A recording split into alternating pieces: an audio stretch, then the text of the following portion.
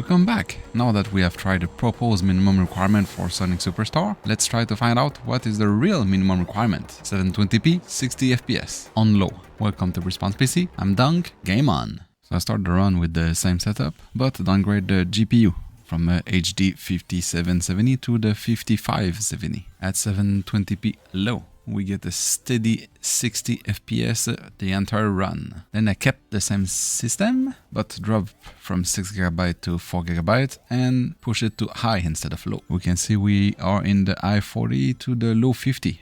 Give us an idea on which hardware to test next. I also went to try my other 1GB cards that are higher performance that I had wandering around. And this one is the HD 7770 from ATI. I'm running a 1080p high 60 FPS. Then in my research and my testing, I've tried a GTX 550 Ti, which is also a 1GB card at 1080p high, 4GB of memory. I was getting exactly 30 FPS average. The interesting part is still at 1080p, you just drop to low and we get an exact 60 FPS. Quite a nice coincidence. And really old card can play the game easily. And continue watching, you'll understand. Now let's get back to older GPU, or less performing one. This is the 420 GT420, a 1GB DDR3 card, playing at 720p low, reaching 60 FPS and low as 59 FPS. Since it was playing well, I decided to try also at 720p low. And at low, we get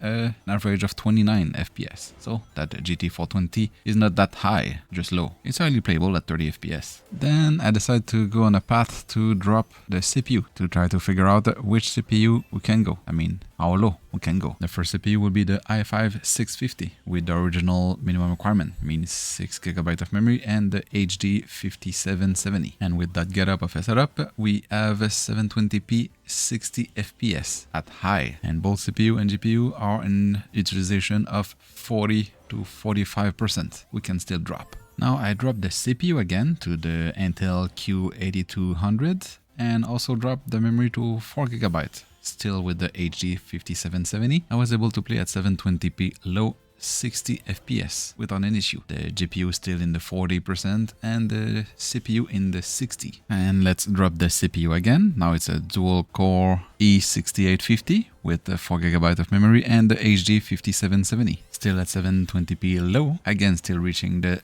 60 FPS without a drop. I'm running low on a low-end CPU, so I'm going to start to drop on the GPU. The next GPU I drop with that E6850 is the GTS 250. That's still a 1GB card, DDR3, GDDR3, but from 2009. And surprisingly enough, we're still at 60 FPS at 720p without any drop. I'm also running low on a low-end GPU, or aging one. Then to drop the GPU even more, I got the 8800 GT. This is a 2007 card with 512MB of GDDR3. This is half of the 1GB required to play the game, and I'm still at 720p 60 FPS. I didn't took out my dusty box of a collection of really old GPU. I cannot really go lower than that right now. I actually found a lower GPU in my collection. This is a laptop office with integrated graphic, UHD 630 to be exact. And again, it was highly playable. Most of the time 60 FPS.